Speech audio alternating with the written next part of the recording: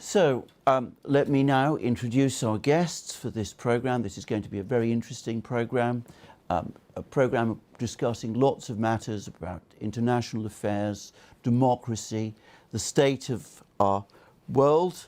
Can I first of all introduce Thierry Baudet, a member of the Dutch Parliament, leader of the Forum for Democracy, a political party in the Netherlands, but also an international grouping of people concerned about the state of democracy.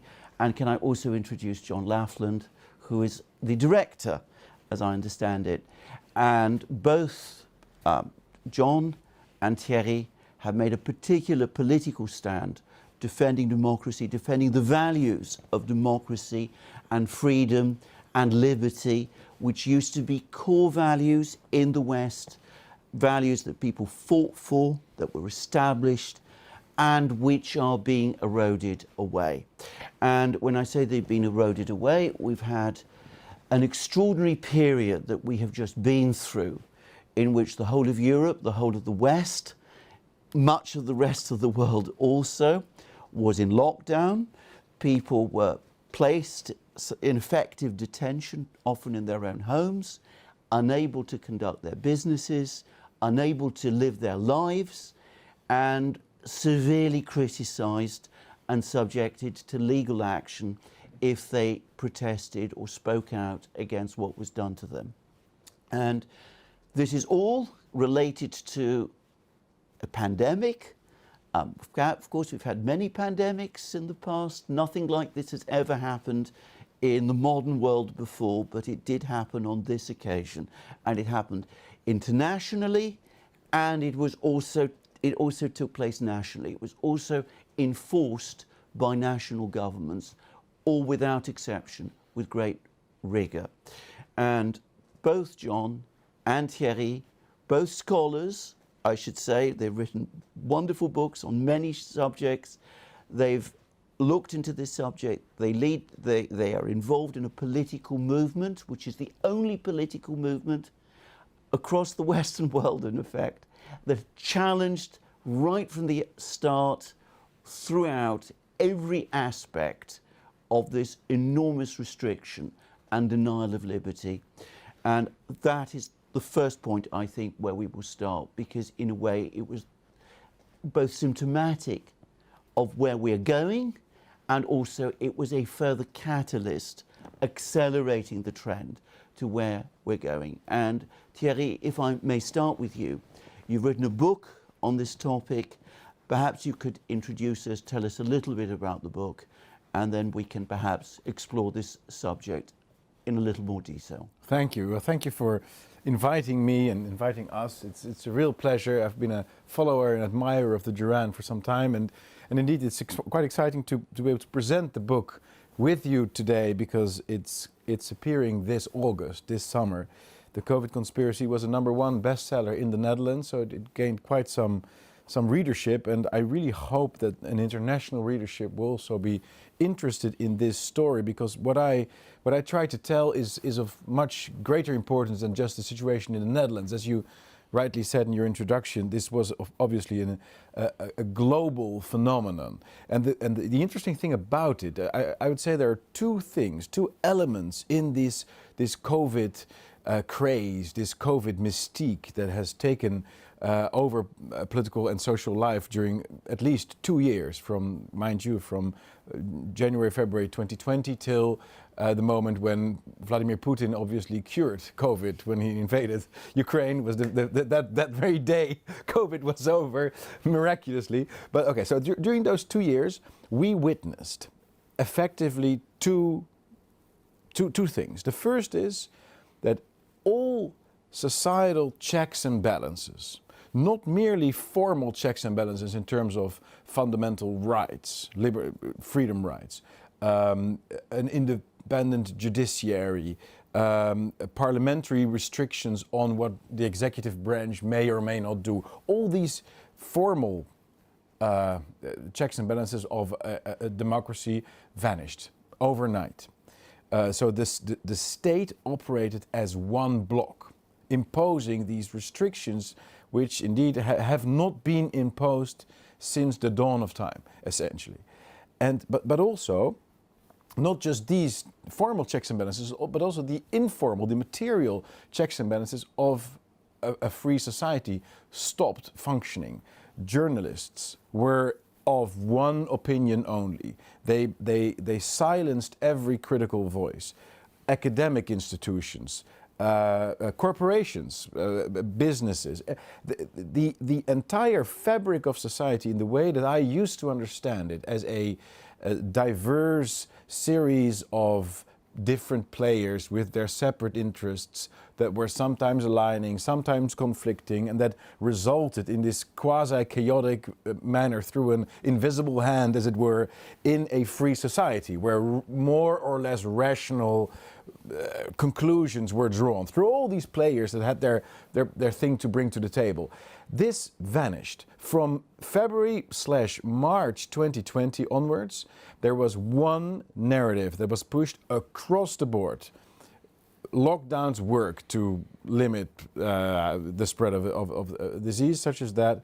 Mortality rates are not to be looked at at a statistical level because we are dealing with something that is so beyond anything rational and anything we've ever seen before that we're going to give Ebola virus status internationally to this virus, which means that, you know, all comparisons are off. You were not allowed to compare it to the flu. You were not allowed to say, look, the mortality rates are actually quite similar to what we've seen in the previous years, and so on and so forth. You were not allowed, thirdly, to question the vaccine or the efficiency of the vaccines or the very technology behind it, the mRNA technology, as a means to effectively vaccinate people against viruses. You know, these are all serious questions that up until January, February 2020, people were allowed to ask. And all of a sudden, the entire fabric of society, all institutions, overnight, they started pushing the same narrative. And that was extremely frightening to me, especially because this happened internationally. Not just in the Netherlands, but also here in Britain, in France, in the United States. There were a couple of governors here and there. In Sweden, you know, there were some people who were asking questions. There were some outliers here and there, but they were very, very marginal. And this was the case across mainstream media. As I said, academics, big corporations, the government institutions, they all went along with this story. And the second, so this was for me, it was really, really a very, very shocking thing to realize. There was absolutely nothing you could do. Big tech, the formerly free internet stopped being free. I'm very aware that we're having this conversation right now, and it's possible that it's going to be taken down from YouTube, from Facebook, that the big tech platforms are going to say, no, you're not allowed to talk about it in such a way. So this and so it was not just the realization that all quasi-rational or countervailing procedures that used to exist stopped existing, but also that these irrational and even dictatorial, tyrannical policies that were being implemented were implemented internationally, globally. So the two conclusions that I drew from the COVID period were, first, okay, our free democratic society is effectively, it's maybe not dead, but it exists only at the mercy of the government.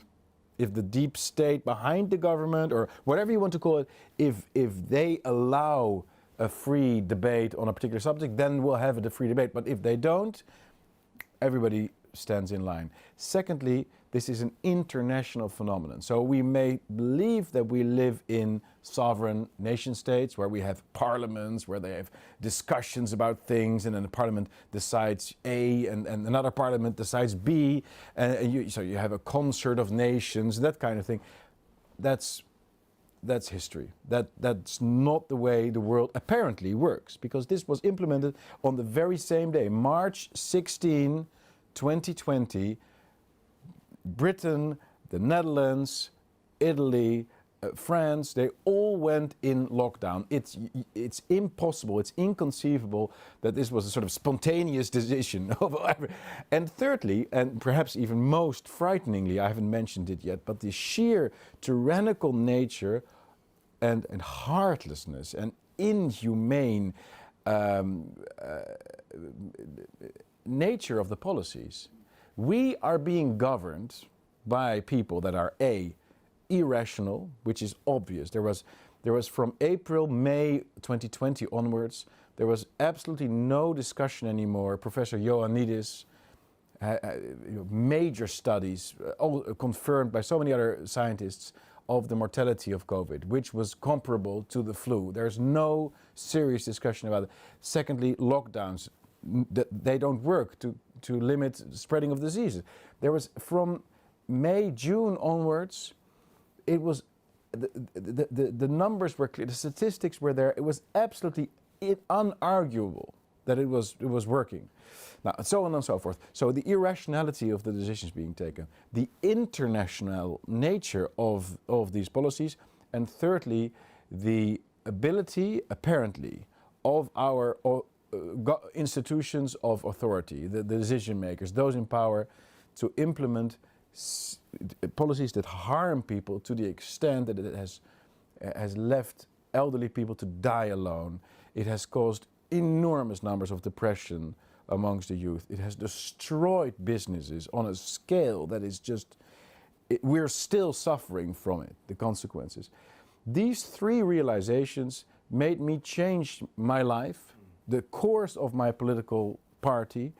It has changed my understanding of the world fundamentally, and I found myself to be the only elected politician in the Western world, as maybe even in the world, but I'm not that familiar with people in India, for example. There may be other, but I was literally the only one in Europe, in the EU, who opposed not merely, let's say, whether or not we should have a curfew that starts at 9 or 10 o'clock, or whether or not we should have social distancing of 90 centimeters or 1 meter 50, or whether or not we should mandate the vaccines or merely make them freely available if you choose so. No, but I fundamentally attack the very idea that governments may impose lockdowns in the first place. This to me is just beyond the license of governments, beyond the rights that governments have. And I attacked the mortality rates. I criticized the idea that it's equal to Ebola virus and so on. And I was literally the only one. So I felt, and I had huge, obviously a huge number of attacks. My party was the largest party in the polls. We had just topped the polls. We had won the Senate elections. I was on track to become a member of the Dutch government. I was, we were having drinks with former ministers. The former leader of the currently governing party had dinner with me, and he ordered a nice bottle of French white Burgundy. And he said, you can have any position you want. That was the energy I was in. And all of a sudden, I found myself to be the number one enemy of the state, the number one outcast in politics. And I felt I had to write this book to tell my story, because I think I may have been the only one to stand up, but I'm absolutely confident that a lot of people across the world have felt the same things that I have felt, have thought the same thoughts that I have felt. And this story tells the story of how this cartel behind the scenes is able effectively to push people into acquiescing in the dominant narrative. People are very afraid to speak out because they don't want to lose their job. They don't want to lose their friends. They don't want to become an outcast. They don't want to lose access to all the benefits that you get when you are a nice, jolly old part of the game, part of the party, part of the crew. So I feel this book that's now coming out, it may touch a nerve that people have. They sort of have a sense. I think a lot of people have a sense that our liberties, our freedoms, are being taken away. But where exactly is it coming from? Right? There's a very vague sense of, something is off here. Something isn't right. But where is it coming from? How is it working? And as far as I know, I'm the only one who was in a position of power within the ranks of the system, speaking out, breaking out, and everything that followed from the attacks in the media to all the classical names that they drop. You're a racist, you're a fascist, you're a misogynist, you're a anti-Semite. Obviously, you are a what have you not, anti-gay activist. You're anti-democratic. You're a denier. You're a COVID denier. You're a climate denier. They have all these words that they just throw at you and repeat in the press endlessly. And obviously, you're a Russian spy. That is a sure thing. You're always going to get. But it tells this story, and I think it's still all these mechanisms. Even though COVID may be sort of over or feel like it's over, maybe it's coming back, but nobody really knows.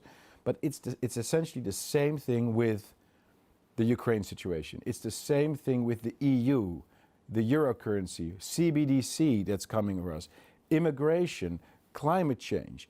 They have a way, and with they I mean the global international deep state, those who shape the dominant agenda. They have a very effective way to create the illusion of consensus.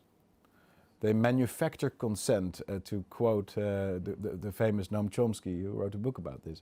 They manufacture consent, and it is our job, and that's how I would like to make the bridge to John sitting here.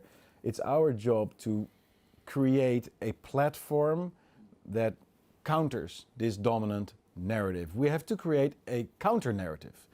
And that is why during COVID, as I was fighting my fight in the Netherlands, and I wrote the book, and it was just within the Netherlands, it's a very vivid debate, and I think we are amongst the nation, and I do pride myself a little bit on having contributed to that a little bit, with the lowest number of support for the lockdowns, the lowest number of compliance with the lockdowns, and the lowest number of vaccination status. So the highest number of people that were sort of doubting, like, why are we doing this? What? So, and I think that's very important. So by creating a counter-narrative, you can actually change the general mood in the country. And I'm not saying that I was the only one to do that. Obviously, there were other people, great people in the Netherlands and elsewhere, Bobby Kennedy, international, other people. But this just does create a difference. And I felt, coming out of the COVID period, that we needed to sort of scale up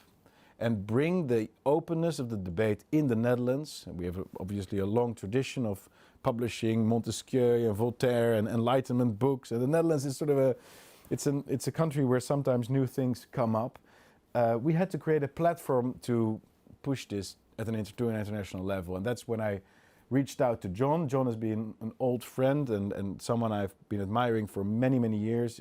I consider him, he's the intellectual mastermind behind Brexit. He has written the book on sovereignty, which is called The Tainted Source, and everybody should read that. He's written great works on international law. And I really felt that someone like him, or actually just him, he should do this. We should do this together. And that's why it's also exciting to be in podcasts together and to reach out. And I hope if people see this and if they listen to this, they might want to reach out to us, and perhaps we can organize a conference soon. And it would be wonderful if you would be there. We really need to create this because and that's the final point I'll make, and then I'll shut up and you can say whatever you want. But the conservatards, as I call them, the mainstream conservative movement, or the established right, the mainstream right, has really betrayed us. It's clear now that this is the place where we both come from. We come from a sort of mainstream conservative right, and I know you come from a different place, and that's why it's so exciting that people like us are now sort of having a conversation. We're like, oh, hey, we agree on this, we agree on that. That's very interesting. But the mainstream right has really shown its uselessness when it comes to defending the actual principles that we're fighting for. So what we need to do is create something new, create a new movement. And the term that I've sort of come up with is the Global Anti-Globalist Alliance. That's the sort of that's the line along which I'm thinking, and that includes obviously defense of sovereignty, but also of national currency. Therefore, it's an opposition against CBDC, now, and so on and so forth. So these are just the grand contours of where I am and how all of this came about. And can I say there's a lot of all of that is in the book, but also other things. And I mean things like, for example, then if I can come to you, John, the collapse of law. Because what has happened, what Thierry is describing, would not be possible without the collapse of law. And the collapse of law has been underway for some time. Now, I used to work in the Royal Court of Justice in London. I was right at the heart of the legal system. I used to work with judges, High Court judges, people who it would have been inconceivable to me once upon a time that they would be parties to this sort of thing. And yet they were. They let it happen. They're letting lots of other things happen too. With every day that passes, I see decisions coming out of courts which, as legal decisions, I generally, truly do not understand. And in my opinion, it started again through quasi-international courts, as they're called. I remember reading many years ago a book that you wrote about the trial of Slobodan Milosevic. Yeah. And you discussed there the whole way in which the Hague Tribunal that was looking into war crimes in Yugoslavia, it was set up in a very strange way. It was changing precedents all the time. It was throwing out safeguards all the time. I know some of the people who are working in those kind of international courts, tribunals. I've had arguments with them. And what is frightening to me is how the culture that started there in those very international institutions, and this is where we're going to come to the topic of sovereignty and the disappearance of sovereignty. Those international institutions, the culture that developed out of those international courts has now worked its way through into the national legal systems. And, well, do you want to discuss that's this? exactly what I wrote about. Yes. When I wrote about the Milosevic trial and the Hague Tribunal and the other international, the growth of international criminal law, my specific warning was that these bad practices would indeed percolate down, and so it has proved. These tribunals are a disgrace. They violate all the principles of due process, above all, of course, the principle of the presumption of innocence, but many other rules besides. And I could see it coming, and so it has proved. And what you say about the judiciary is very interesting. My own uncle was a High Court judge, and he made his name defending, you may remember, a man called Clive Ponting, the thing with Michael Heseltine, the Falklands War, the SS Belgrano, and so on. That was a generation or two ago when judges stood up against the government, rather as journalists used to. Whereas now, as we know, for the last few decades, it's exactly the opposite. Journalists, and now also the legal profession, regard themselves as the guard dogs of government.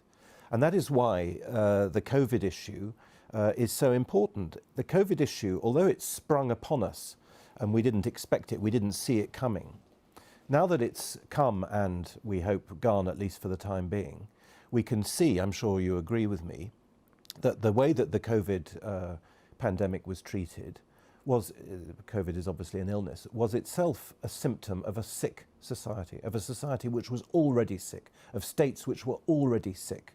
They were already corrupted, they were already infected by various weaknesses, by various political viruses, which meant that when the initial panic struck, they were unable to react in the proper way. And when I say sick societies, one of the things that strikes me most about the horrible way that COVID was dealt with is that it was precisely the most liberal societies, supposedly liberal societies, Canada, Australia, France to a large extent, although France is much less liberal, of course, than Britain or the other Anglo-Saxon countries. Those countries with long liberal traditions became the most dictatorial. Now, why is that? Why is it? In my view, it is because those societies, those liberal societies with their post-national, post-historical, post-Christian, post-modern ethic, have created entirely dislocated societies. People don't know where they're from, they don't know whether they're a man or a woman, they don't know, they have no sense of history, they have no sense of rootedness. And it's precisely in that sense of unrootedness or deracination that people coalesce around, or rather against, a scapegoat. And that is, of course, what we saw in COVID. People were scapegoated if they were anti-vax or whatever. In other words, the virulence of the reaction was itself, as I say, a symptom of societies which had already become sick through liberalism. And Thierry has entitled his book The COVID Conspiracy. So that's a radical title, and it's a provocative one. But what you've just said, Thierry, about the narrative, you said there was only one narrative. We should never forget that on the 7th of April 2020, a press conference was given in Downing Street by the Chief of the General Staff of the British Army, General Sir Nick Carter. The British Army at that point was building the Nightingale hospitals. So you could say it was okay for the Army to be giving a press conference because they were actually doing stuff. But in his press conference, he mentioned not just the hospitals they were building, which, by the way, were never used, but also the important work that the 77 Brigade was doing in countering COVID disinformation. 77 Brigade is a PSYOPs unit, psychological operations unit within the British Army, and its role was to control the narrative, all right? The 7th of April 2020, there was no counter-narrative yet on the 7th of April 2020, because the few little glimmers of resistance in this country had not even started. If I'm not mistaken, the Daily Sceptic, Toby Young's website, was created, I think, on the 5th or 6th of April. It had hardly got going. In other words, they went straight for the jugular. They already knew that at a time when most people were probably quite frightened and were probably happy to go along with lockdowns, they already knew that their goal was to control the narrative. And that has now become the primary action of Western societies, is controlling the narrative. And we recently had in the Netherlands, in May, at the end of May, the Dutch intelligence services published a report suggesting criteria for forbidding political parties, for closing down political parties. And it's absolutely obvious when you read this report that it's Forum for Democracy which is the target, potential target. But what is the argument? The argument is that it doesn't mention Forum for Democracy, but a danger to democracy is posed if there are narratives, if people believe certain narratives, in this case that there is an evil global elite governing the world. So the idea is now taken root in many countries, including in, above all, I would say, in intelligence services, that narratives pose a danger to the state. Which is an astonishing development. It is an extraordinary state of mind, because a few things to say about narratives, because of course the people who promote narratives are the very people who are imposing and enforcing all of these things. They're the people who don't want to discuss facts. Yes. Because we're talking about narratives, we're talking about debate, we're talking about discussion, but they don't want discussion. On the contrary, they want to impose narratives, because what Thierry was describing in his book is in effect a narrative. It was a narrative that was enforced upon people about COVID, and everybody had to go along with that particular narrative. It's people who were challenging the narrative who are the people that you go against. So it's, again, an extraordinary twist. You turn it round, you talk about other people coming up with narratives, when in fact what you're doing is enforcing a narrative of your own. It is a most sinister development, a profoundly totalitarian one. profoundly totalitarian. The other thing is, and this is again very symptomatic of totalitarian thinking, is the use of science, or at least what is called science. Quasi-science. The abuse of yeah. science. Remember how scientific Marxism was used to implement Soviet policies, because it's the same thing. Absolutely. So you say this is a scientific position, therefore anybody who challenges this position is by definition irrational, is not in tune with modern realities, cannot argue with experts, cannot debate with experts, because you're not yourself an expert, and you must always follow the expert view. And again, coming back to what you just said, Thierry, that's actually a Soviet position, and the Soviets were very much taking that line. Yeah. It's been going on for quite some time. I did my PhD on sovereignty, and I was writing a lot about the implementation of the euro currency. And the interesting thing was that when I was starting to debate this subject, and this was in between 2006 and let's say 2016. Those 10 years I was doing all kinds of journalistic work. I was working at a newspaper as a newspaper editor and a television program editor. And the interesting thing was that whenever, this was during the financial crisis, so people were talking about, is the euro a very good idea? You know, what should we do with the inflation rates and so on and so forth, interest rates? It was very, very difficult to find renowned economists who would speak out against the euro.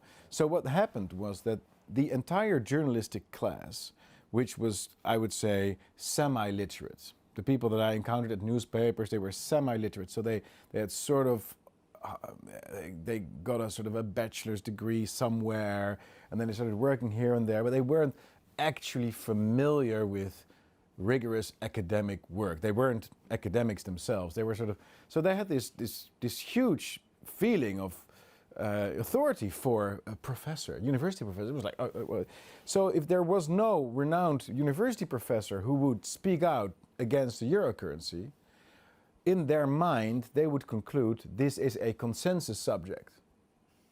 That this was literally, this is the way the brain of these people functioned. And then, you know, someone of with a renowned name, like a Harvard professor, would say, you know, I question the euro, whatever. And that would really be a game changer for these journalists that I worked with. And then, but the game changer would not be that they would start thinking about what is an optimal currency area, what are the conditions for a currency to function, what are the actual tasks of a central bank. No, they weren't reaching to the abstract, they were watching it from a sociological perspective. And like, oh, someone of authority is taking a different position. Well, maybe the debate will shift. Rather like you would watch a sports game without understanding the actual rules of the game. You would see one team advancing and then another team advancing, and you could sort of describe it without saying this team is right or that team is right. No, it's just it's a sociological process. And that is how now with the climate change, the same thing is happening.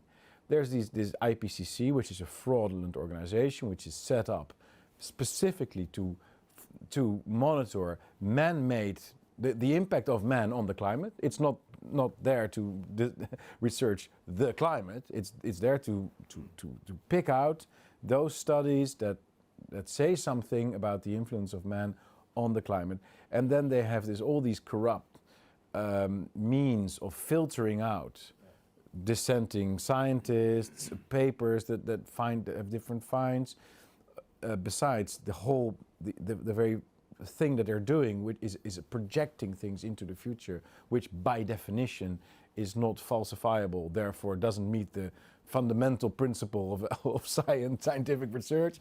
But the effect is that journalists, they get these papers, 3,000 page long.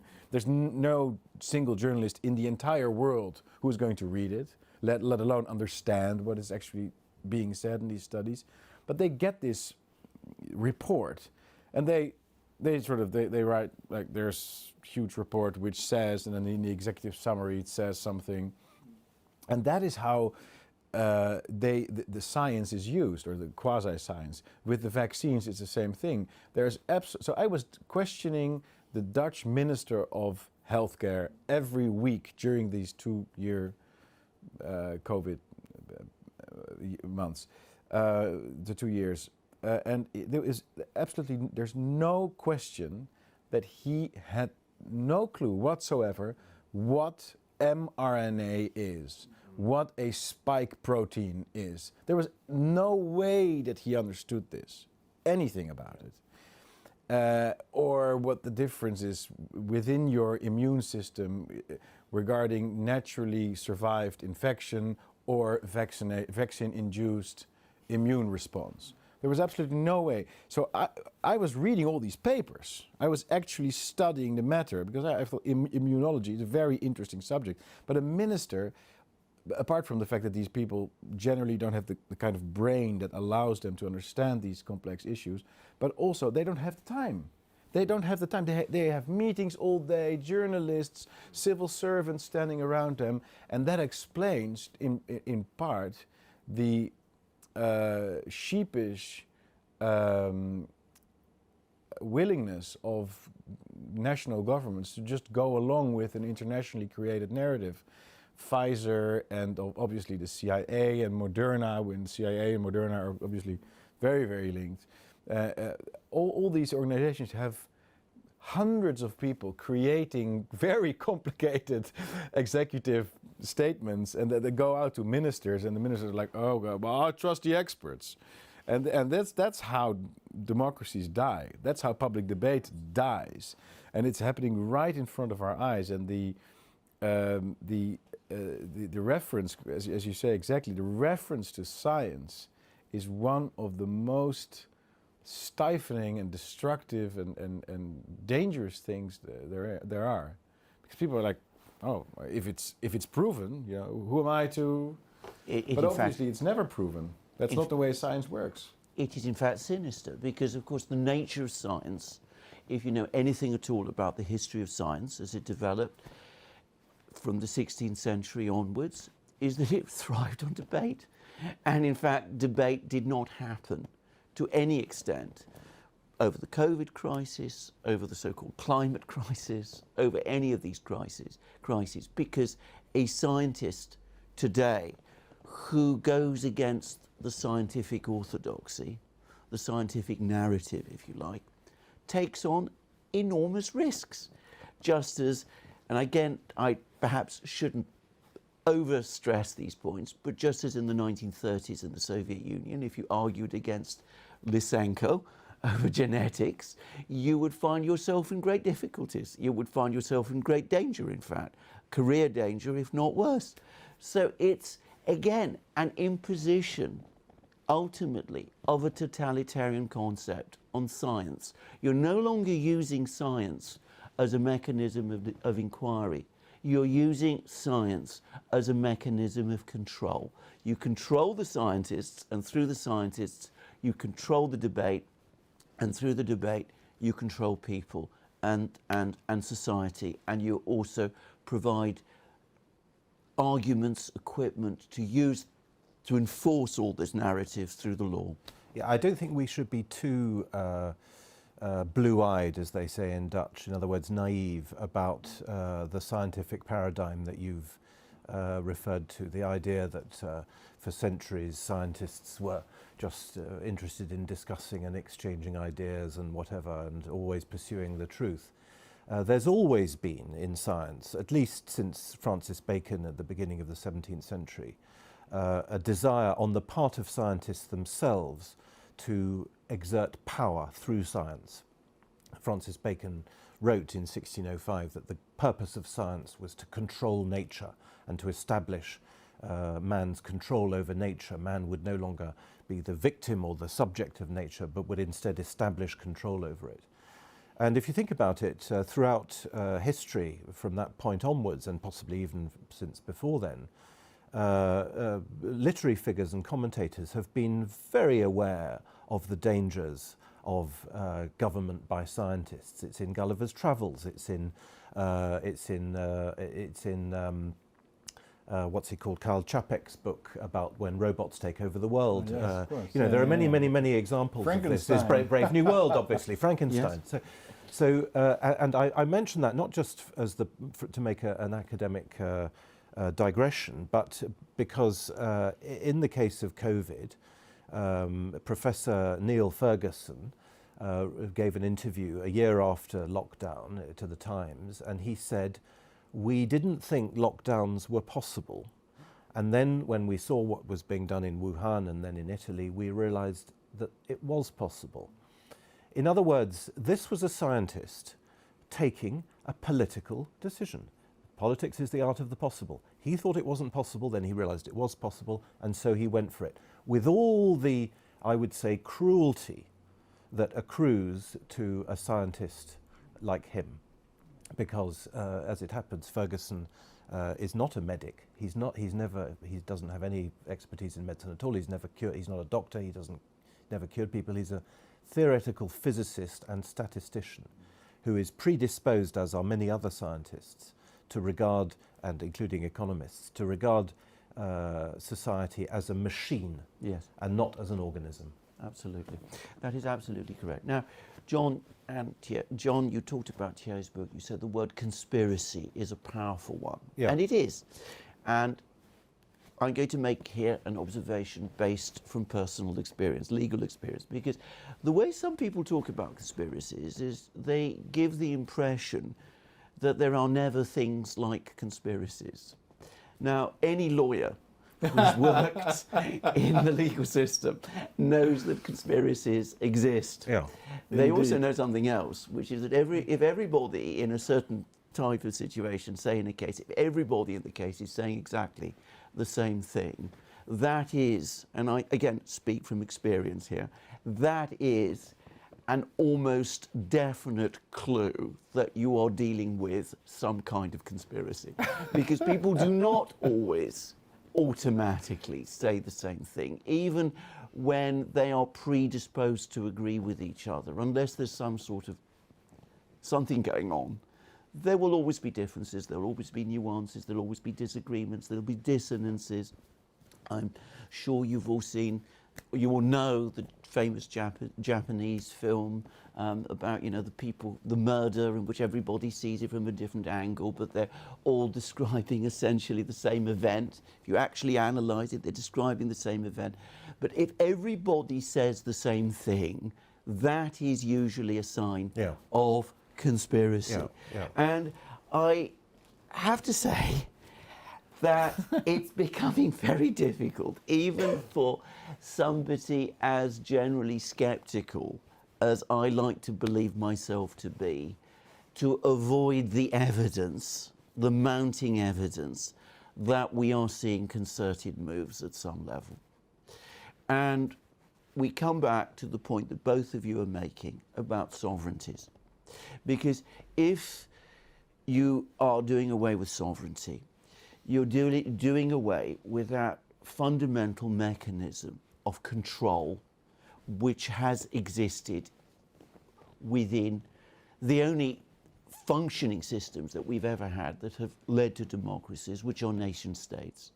If things operate globally, internationally, as they have for COVID, climate change, whatever, the Ukraine war, we'll come to that, then you're dealing with unaccountable people.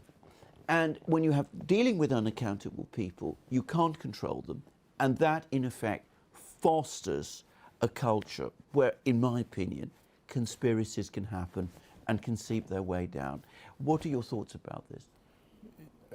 If I may briefly jump in there, I think you're absolutely right. Lawyers and the law deals with different companies that make plans. We know from world history that people are inclined to all kinds of evil things and include willing to lie for it, willing to conspire to achieve their several goals. And so the idea that the governments now, or any person or organization in power, is somehow entirely benign and there's never going to be some kind of plan to mislead the public or whatever, is quite absurd and testament to the actual power that I'm going to talk about it again, the deep state apparently has, because the word conspiracy, to label it is in a negative terms, derives directly from a CIA conspiracy. I'm not sure all your listeners will know this, but this has been widely documented. After the murder of JFK, the assassination of John F. Kennedy in 1963, obviously, those presenting alternative explanations to what had happened there, alternative to the dominant explanation, which was it was a lone wolf, was one guy shooting from above a warehouse. Everyone who had different experiences or theories about what might have happened was deemed a conspiracy theorist, and it was a very negative term, and you were effectively a lunatic, you were crazy, you were not to be taken seriously, and on with it. And so it has been revealed, with documents and everything included, that this was a deliberate operation, a PSYOP as it's called, a psychological, sociological operation by the CIA to re-establish faith in the government institutions, in the Secret Service, in the system, as it were. So we are effectively dealing with some, and that's also why I wanted this word in the book, because it's a defiance. It's an act of defiance to use this word against the dominant narrative. There we have it again. That talking about conspiracies is somehow something that is beyond the acceptable. Now, when it comes to the actual COVID situation, I think it's very important to understand that there is a very thin line between scenario planning and conspiring. And I would like to elaborate a little bit on this point, because I'm not sure how often people make this distinction. It's very subtle, and it might even be that scenario planning turns into conspirating, and vice versa, in a sort of 50 shades of grey, gradual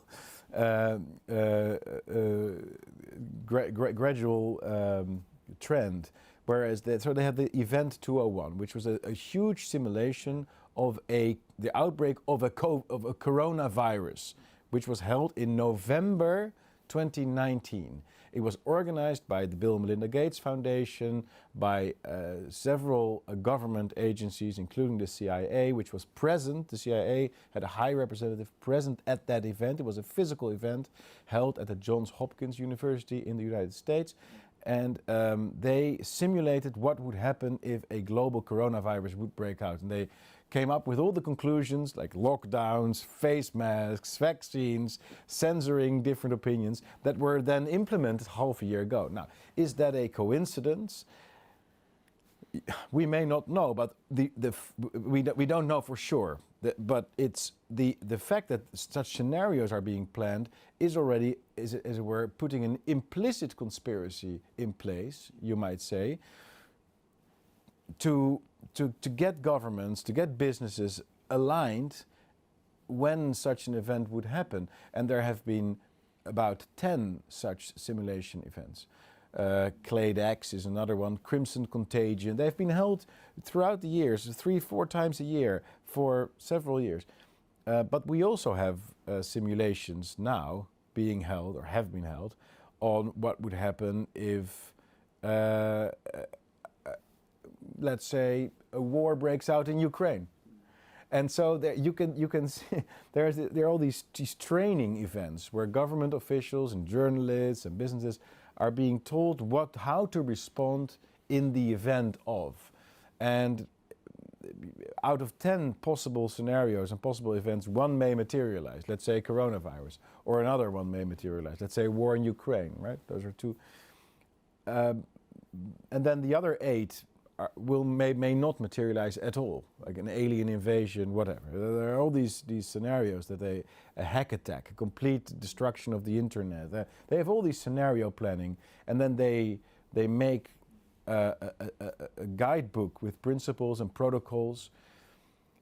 If you plan organize 10 or 15 of these scenarios, you can always say, look, it's not a conspiracy, because we also have made scenarios for things that have never actually occurred.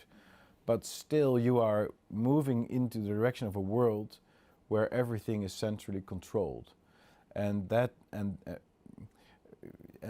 is why I think it is entirely legitimate to talk about conspiracy, because this is the realization. What we've seen during COVID was the realization of a conscious plan that was discussed and developed within a very small group of people that have held most of the crucial parts of the information hidden from the public, and that worked its way through to all the governments that sometimes knowingly, sometimes unknowingly implemented the ideas. And there's a larger trend looming behind that, which is the trend that Tocqueville warned against in the early 19th century. We are moving in the direction of soft despotism, bureaucratic despotism. And all these events, so I mentioned that there's like 10 events, the breakdown of the internet, 10 scenarios they're planning, the outbreak of a virus, a war somewhere, this and that, alien invasion. They have all these scenarios, and they continue to create them and work out how to respond. But the result of all these events is always the same. The outcome is always the same. More centralization, less freedom of speech, less checks and balances in society, a weaker middle class, public-private partnerships, which means multinational corporations and supranational organizations fusing into a sort of corporatism that we see in the World Economic Forum, that we see within the European Union, that we see in all these international organizations that are not accountable. They give permissions and licenses to huge corporations that then can reap the benefits. But if things go wrong, they're going to be bailed out by taxpayers. And the politicians that have given these corporations these huge markets effectively, and often legal immunity, as in the case of Pfizer, Moderna and so on, these politicians will probably after a few years get a job as a lobbyist for these organizations. So they will also get a piece of the cake. We see the same thing with the military-industrial complex. It's exactly the same thing. The politicians that have started wars will then become lobbyists for the war machine, or come from a board of directors position from Lockheed Martin, for example, and so on. So it's a circle. It's a closed circuit where they plan scenarios. They decide what to do in the case something happens. They may or may not. That remains an open thing. They may or may not have actually pulled the switch of unleashing the virus from Wuhan into the world. We don't know that. There's probably no way that we can know it. But it's not important either, because the important thing is there is a grand direction, a grand strategy, a grand plan, if you will, to move towards this world of, you've mentioned Brave New World, I'd like to mention The Matrix, the movie The Matrix, where we are effectively, as humans, as individuals, completely brought under, we live a biological life, but we don't live a free life anymore. And whatever happens in the world, the conclusion will almost always be more centralization, less freedom, and more privilege as to an ever smaller oligarchy that exists at the global level. Absolutely. Can I just say again what you said about planning a scenario and that leading to... Yeah. I mean, that is a concept very well known to criminal lawyers. Yes. If people get together and plan something, yeah, the temptation to act on that plan is always extremely strong. In fact, sometimes it is irresistibly strong. And again, I speak from experience. I have seen it happen. I've seen scenarios where precisely that thing took place. So there's nothing surprising about that. That shouldn't even be controversial. But it's also, I am a very unparticular, atypical politician. Normally, somebody goes into politics because they are interested in power. Yeah. I went into politics because I was interested in truth. Yeah. And that is a very odd thing for them. They are not in my colleagues, the people I meet in politics. I've hardly ever encountered a politician who was interested in what is actually going on in these situations. No, they're interested in how to use a certain situation to further their position, right? That is their activity. That's what they get energy from. And then they have a dinner with the French ambassador in the evening, and then they go to a press conference. That is what excites them. That is their human motivation. And so it's not very hard to see, and for anyone, so if you unleash a certain situation, their response is always going to be, what can we do to step in and, how can we make rules? Can we make new laws? Can we take money from these people and put it there? And that is the nature of at least democratic politics. Can I just say, because of course I come from a political background, my aunt was a very prominent politician in Greece. She was a cabinet minister, she was Minister of Culture. And what you say is absolutely true.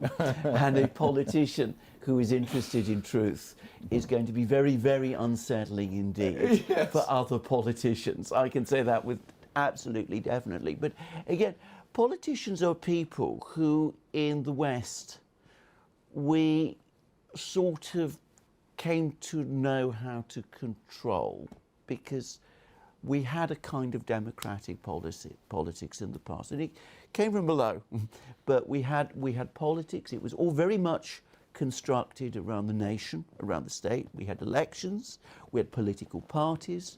We had electoral blocks to which those politicians were ultimately accountable, and to which they had to interconnect, they had to worry about their electoral bases. And you're absolutely correct. I come from the left. I mean, my background politically was a left-wing one. I think that's a historic reality today. I don't think the left today that I see has any relevance or connection to the left that I used to know. But that was how it was. There was a left, it was a political movement. That is impossible today in the kind of political environment that we have now. Now, a short time ago, we had on the Duran an interview with Václav Klaus, who was the former president of the Czech Republic. And he made a very interesting observation, because he was very unhappy about the fact that the Czech Republic was being pushed into the European Union. He didn't like the Lisbon Treaty at all. He was coerced into it. And he spoke about an argument that he had with Václav Havel.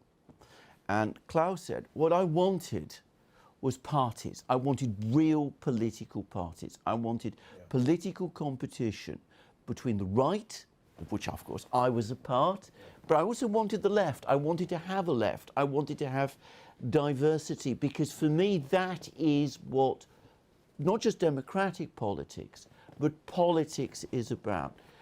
Havel said, we don't want political parties in the Czech Republic. We want everything to be structured around what he defined as civil society. Havel was fully supportive of the European Union, full integration within the European Union. Klaus was very unhappy about it, but was pushed into agreeing to things. And today he told us that he bitterly regretted having gone down that route. Now, you've used the word globalist. You've talked about the deep state. You've talked about all of these international institutions. I've said how, taking my cue very much from your previous books, I've seen how national legal systems have become corrupted and distorted, with what is coming from these very same international institutions. Is this internationalization of politics? Because ultimately the problem? Is that what is the problem? Because it's becoming an even worse problem. You said, Thierry, one thing that stood out for me, and it's absolutely true, about companies like Pfizer being given immunity protections before they did anything wrong. That's not a legal position, that's anti-legal position. That is actually anti-law. It's difficult to explain to people how completely contrary to the whole legal tradition that is. But is that where you do perhaps, John? Yes, I think, Thierry, I think this is where it's come internationalisation from? is actually the biggest problem. I think if you have to define the problem in a brief and easy to understand way, I don't have a problem with that. I think that's a good way of describing it, because the centralisation of power, the alienation of power into the hands of various cartels, whether they be international organisations or collusion between big companies and governments, whether national or international. This alienation of power is, of course, favoured by international bodies, because, as I've said many times in the books I've written about international tribunals, the key thing about an international organisation is that there is, of course, structurally no accountability. There's no possibility of accountability between the decisions that that body takes and the people over whom it has power. So if, to take an example, if a war crimes indictment triggers a revolution in a country, so let's say the war crimes indictment of Gaddafi triggered a revolution and a civil war in Libya in 2011, aided of course by NATO, the International Criminal Court, which by issuing the arrest warrant against Gaddafi, of course explicitly, I won't even say implicitly, explicitly supported NATO. Is there any blowback for the 10 years of civil war, more than 10 years now, for the hundreds of thousands of people who have died? Of course not, because structurally there is a structural disconnect. And the fact that it's a legal body is in a sense irrelevant. What I mean by that is that you have the same structural disconnect, of course, with the World Health Organization or the European Commission or whatever. But unlike in a national system, okay, judges, of course, are always independent. They're not, apart from in some countries, they're not elected or whatever, but they're independent, but on the contrary, they're independent in their functions. But if there is a dysfunctioning somewhere in the legal system, they are, of course, embedded within the overall constitution of a state. And so one hopes that the legislature and the government can correct whatever dysfunctionality it is. So, for instance, take the British case, they could rescind the Human Rights Act or whatever. They can take some decision to bring the judicial system back under control. But of course, that mechanism simply doesn't exist. And yes, I think internationalization is also a problem in the sense that we were talking about conspiracies a moment ago. When you look, and I mentioned this recently in a lecture in Amsterdam, when you look at the documents about the creation of the CIA in the period 1945, 1946, 1947. I just mentioned the CIA because it's the intelligence agency that everyone's heard of, but there are in fact 17 intelligence agencies in the United States. There isn't just one, there are 17. But when you look at the documents, the various minutes and so on behind the creation of the CIA, you can see that the whole purpose of the CIA was not to collect intelligence at all. That was absolutely not its purpose and never has been its activity. It was, on the contrary, to conduct psychological operations, to influence the narrative, to penetrate the left, because within the context of the Cold War they wanted, of course, to neutralize the left, which they succeeded. Francis Stoner Saunders' fantastic book on the cultural Cold War shows all this. And of course, it was masquerading, the CIA, like the other intelligence agencies, as something directed to abroad. So it was an element of foreign policy, if you like. It was an element of international policy. So that is another example of how internationalization corrupts. And of course, these organizations work on the need-to-know principle. So if the President of the United States says, we would like to see then the CIA responds, sorry, Mr. President, you don't have need to know. That's right. And nobody controls them. There's That's right. absolutely no control over That's their right. powers. And incrementally over the decades, because we began our conversation about COVID, but prior to COVID, for I would say at least 2 decades prior to COVID, so let's say from the 2000s onwards, probably from the 1990s onwards, there had been, I would say, for several decades, there had been no more disagreement about foreign policy. It started in foreign policy. So in the Vietnam War, in the 70s, some people were in favor of fighting communism and other people were against the Vietnam War. There was a big debate about it. By the time you got to the Balkan Wars of the 1990s, there was only one narrative. If you read the Daily Telegraph or the Guardian, you found exactly the same position. And that unanimity, that single narrative, which we now see, as I say, in health policy and in climate and other things, that started in foreign policy.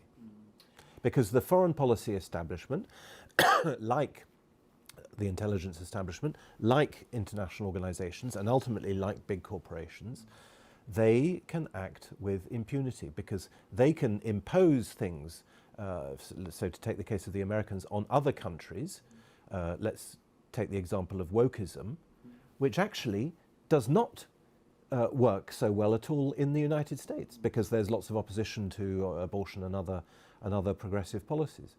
But the foreign policy establishment has free rein abroad because there's no structural accountability. Absolutely.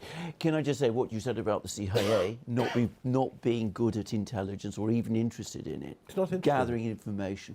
That's been confirmed to me by former members of the CIA. Yes. They're not good at that. They're It's not in the even documents. It's in the interested in it. documents. And Thierry, I know that you're interested in cultural matters. CIA has been very heavily involved in questions of culture. And for example, in the 50s and 60s, they promoted musical modernism, atonal Jackson music, Pollock. all that kind of thing. And it's always interesting which direction they have been pushing us towards. Yeah, the CIA fought the Cold War not in the name of traditional society, but in the name of modernism. The West was going to be more modern, more progressive than the Soviet Union. That was the narrative, and now we're stuck with a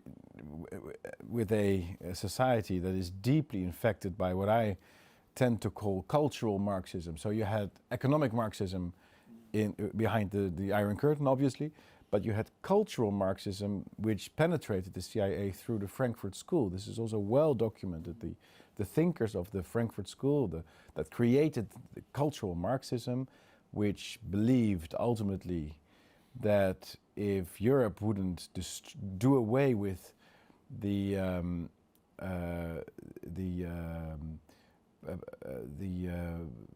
classical father figure and the classical family structures and history that we were proud of and aesthetics and national identities, that we would always get back into fascism.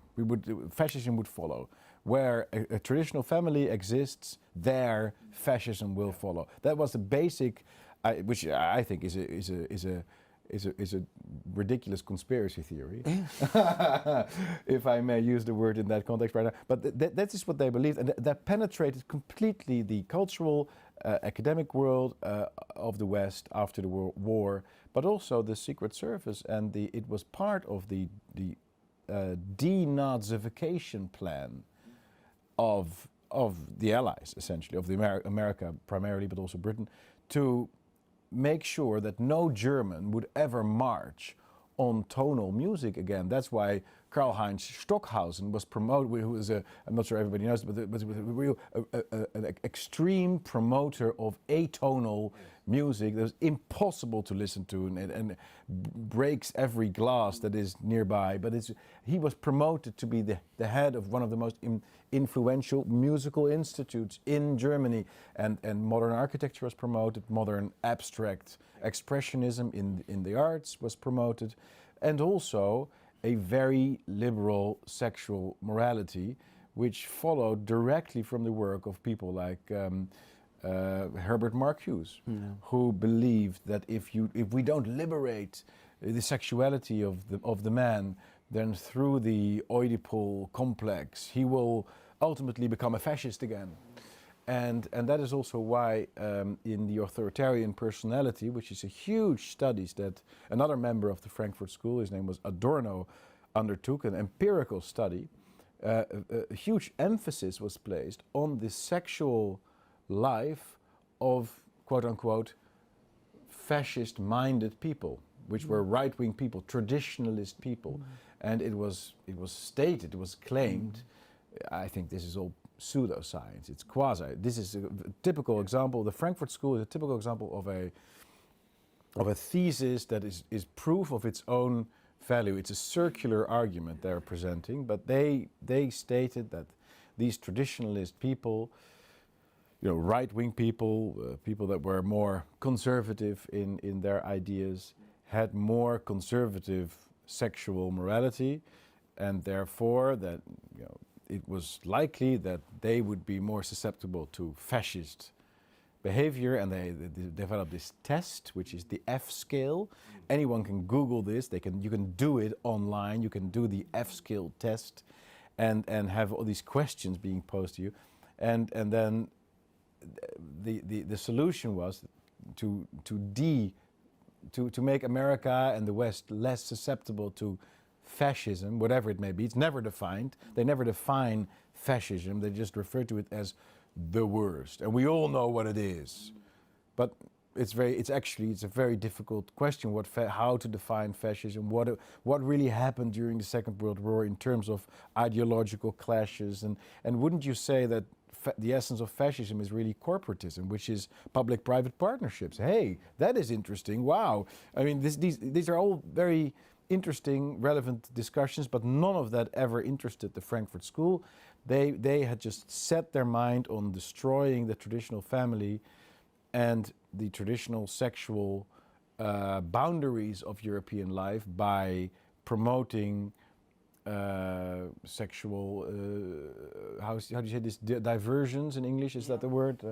Anyway, like LGBTQI+, that is an intrinsic part of the philosophy of denazification of Europe, which still haunts the mind of Europeans and conservators. You only have to use the word anti-Semitism. Everybody's so afraid. Racism. It doesn't have to have any relation to the actual ideas of the person. If someone says, I think maybe we should reconsider immigration. Oh, racist. Oh, no. And it's a way to scare people into obedience. Again, it's been going on for so many decades, and it's hardly being discussed. It's really, I would not be able to name 3 conferences or 3 major publications or television programs or whatever where people are having these kinds of conversations about the state we're in, where it all comes from, how limited our quote-unquote sovereign democracies really are in deciding their policies that they would like to implement through all these international treaties and so on. And again, that is why I think it's so important that we're setting up the forum, this international forum, that you're here, that we can be here with you. And I think we really need to do this a lot more. Absolutely. Can I just say, because of course my aunt was Minister of Culture in Greece. She was of course left-wing, and she was also a populist left-wing person, and interested in working class people in the 80s. And of course I had many conversations with her, and she would say many of the same things that you have just said, from the position of a classical, old-fashioned, left-wing Minister of Culture. What she was worried about, and of course she was interacting all the time with working class people in Piraeus, which is the port in Athens, she said that the kind of culture that is being imposed is dissociating working class people from the dominant culture. And she was extremely worried about this. Her concern was to bring back culture and people together, because she saw that as absolutely fundamental to strengthening democracy and society, and in fact to promoting, to raising up, if you like, working class people. And that was by no means an unusual left-wing position. That was, in fact, in some ways, the classical left-wing position. Yeah. So it's bizarre today to hear all of these views being, said. People From say this who is on the right. on the right. People that call is, it, and just people say that this is fascist to talk in that fashion. Yes, but I keep having it these. sets again the whole thing on its head. And that's why this is such a creative period in time, because I am also realizing that I was working with this label, you're right wing or conservative, and that you're left wing. Oh, so they're designed to be oppositional. Like I'm a left wing. Oh, I'm a. But now we're seeing the world anew, and we are seeing each other anew. We're having genuine conversations and genuine encounters with each other, and that is really a new thing, I find, and that is a wonderful thing, and probably the thing that they're most afraid of, which is why they are doing everything to suppress the narrative that we're creating. Yeah. They want us to be separate. The same is, by the way, true as much as I oppose immigration and unlimited immigration, open borders. There are these Muslim communities, immigrant communities in, for example, the Netherlands, which country I know best, that are entirely up to speed with all the things that I talk about, I write about. And okay, yes, we have our differences, and yes, I think immigration really is, we have to stop, continue, but they agree with that. They are very aware that continuous immigration is not going to make the country safer and economically more vital and all these things. So once you do away with this distinctive thinking and I'm right, I'm left, I'm a nationalist, or I'm a multicultural, whatever. You are actually forming a real alliance, and I think sometimes in my darkest, most conspiratorial moments, I think that is the thing they're most afraid of, that we are reaching out to each other and making friends and seeing the real issue and the bigger enemies that we have to deal with, and the bigger issues. Absolutely. Shall we talk a bit about foreign policy, because foreign policy is central to this whole thing. We're now in a period of extreme international tension.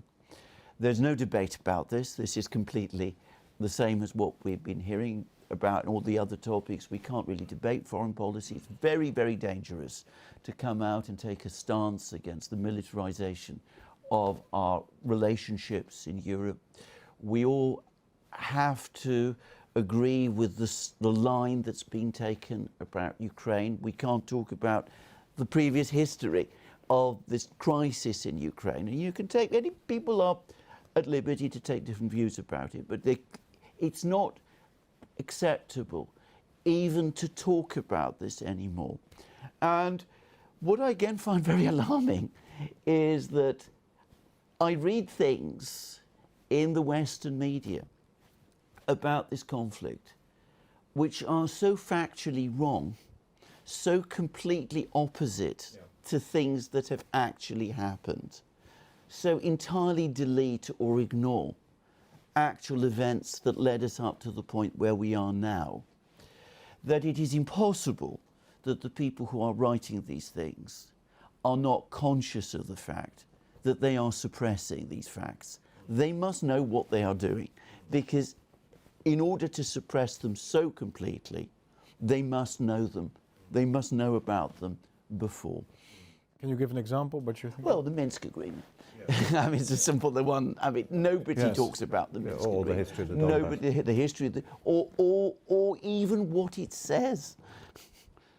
But if you read the Financial Times, the Guardian, if you go to the BBC, Minsk Agreement is a topic that is completely not spoken about anymore. Well, I think that this war is being prosecuted also for the reasons connected to the kind of things that we've been talking about. I was very interested in what you said about your aunt and her desire to see working class culture remain in place, because clearly what she feared, what she saw coming, was the shock doctrine, was the Naomi Klein shock doctrine, which would atomize otherwise cohesive societies in order to make them easier victims of capitalist exploitation. It's as simple as that.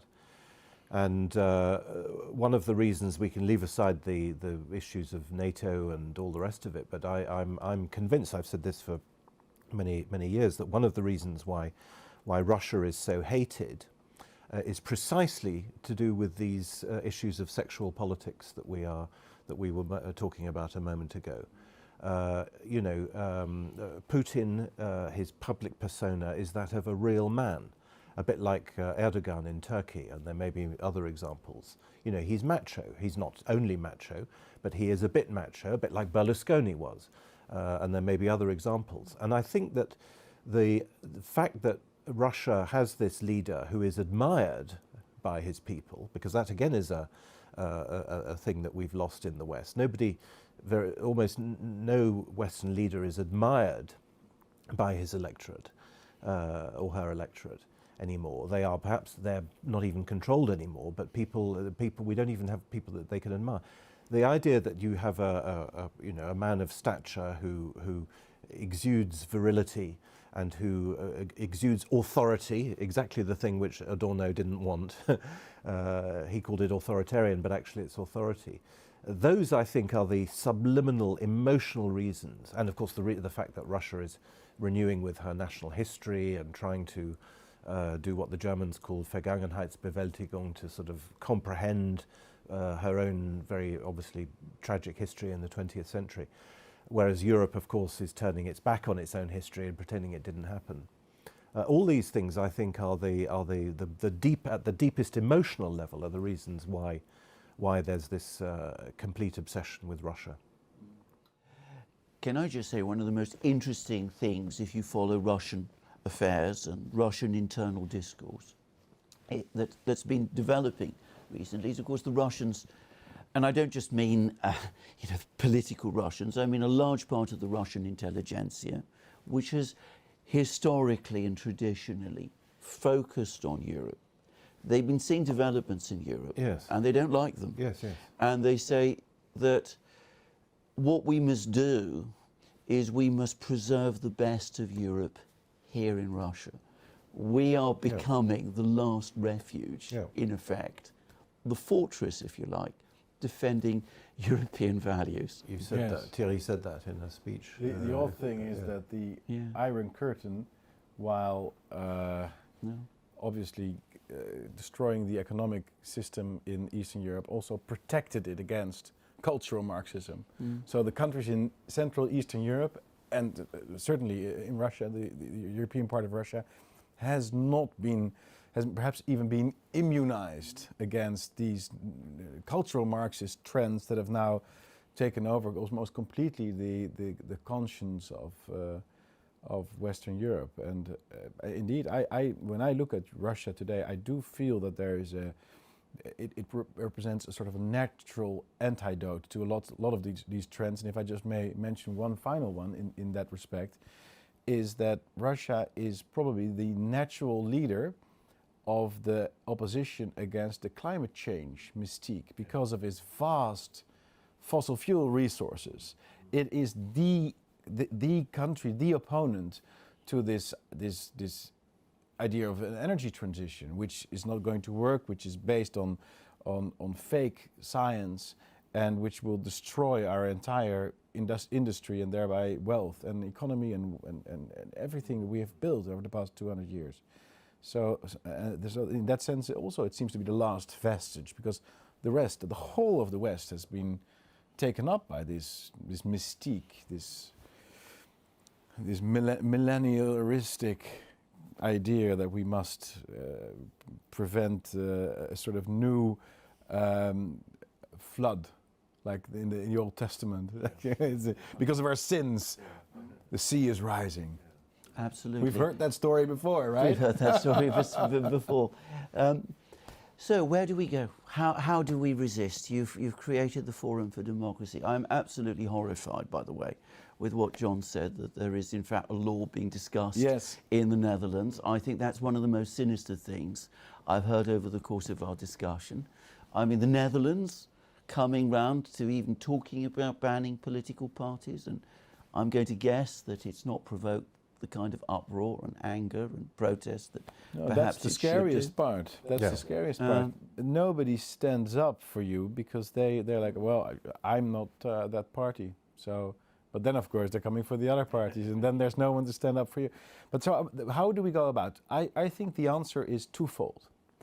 Firstly, it is absolutely essential to create platforms such as yours, but perhaps also John and I are going to create more platforms. Perhaps we're going to try to organize at least once a year a big conference where anti-globalist, if I may, just for the time being, perhaps we can work with that term.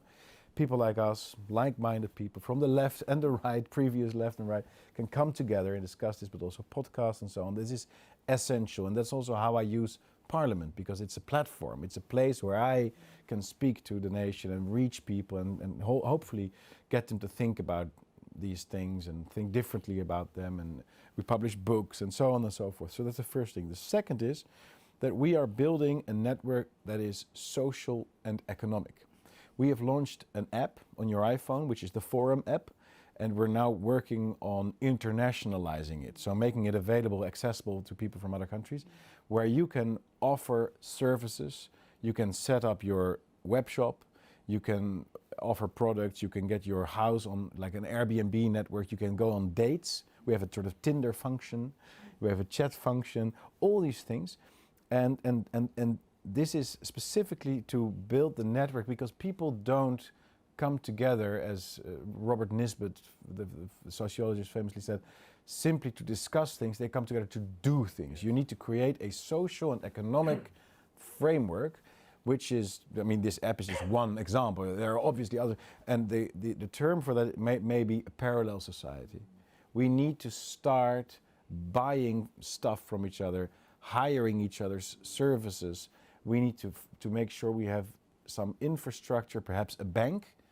God knows how urgent that is if you see what happens to my friend Nigel Farage, who has just been debanked in the UK. Can you imagine, for political reasons? If it happened to him, it may happen to all of us.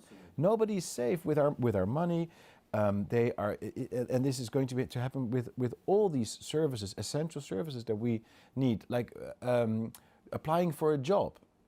It's very difficult for students who are, for example, not vaccinated, to find an internship somewhere, find a job. We need to get our network together, and we need to start realizing, again, I said this before, but we need to start realizing that we must help each other. And that is something that, to my great disappointment, many people that I've met in my life that were like-minded, that had the same, directionally the same ideas, they were very unwilling to do that. The conservatives I've met, so in the past when I still define myself as such, they were much more eager to get a tap on the back from the establishment, from the left even, than to help another conservative. They were very willing to distance themselves, to disavow. And we should stop doing it, and completely. Just, we are in the same boat, and we may agree or more or less with each other. Sometimes somebody does something where you say, oh, maybe I wouldn't have said it in such a way. But fundamentally, we should not go along with the cancel culture that is designed to play us out against each other. And I think through a social and economic framework, there can also be a real upside to this, because obviously this has a big downside. If you start to stand up to each other, you may also get a punch in the face. But if there's a real upside where we create a high trust network for people that that are not willing to stab each other in the back, then there's a real reason to be part of this club, and that may be strong enough to survive this flood, to stay in these biblical terms or in these climate change terms, this flood that is coming, this totalitarian flood that is going to run over us, which with almost unstoppable pace. But we may be able to resist it, and ultimately be there to restructure, rebuild society after it. I'm confident if we do that we can resist it. I always say counsels of despair are always bad counsels. Yes. simply because this tide is coming, it doesn't mean that we're all going to drown in the flood. We can always build, our little places. And Little platoon. Absolutely, we can come through. And John, Thierry calls you, I think, with good cause actually, as the intellectual force behind Brexit. You look a little embarrassed when we say that. But Brexit, the referendum itself actually, put aside what has happened since, when the establishment basically took it over and what has happened, the referendum itself was a breakthrough. And I think that's a thing which people should not Yes. overlook. Yes. What it showed and what has massively frightened the political class here in Britain is that it exposed to them the truth that the country, a large majority of people in England do not think as the establishment wants them to, and has the agency, the capacity to express itself and make its own decisions.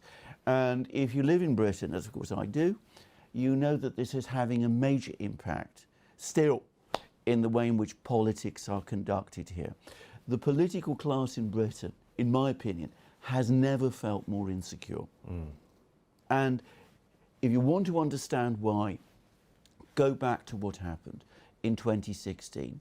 So given that that is so, there is no cause for despair. There are plenty of people out there who would be anxious to join the kind of movement that you've just described. Thank you. Thank you very much for having us. My pleasure, my great Thank you, pleasure, Alexander. and welcome to the Let's Duran. do it again. Let's definitely do it again. John.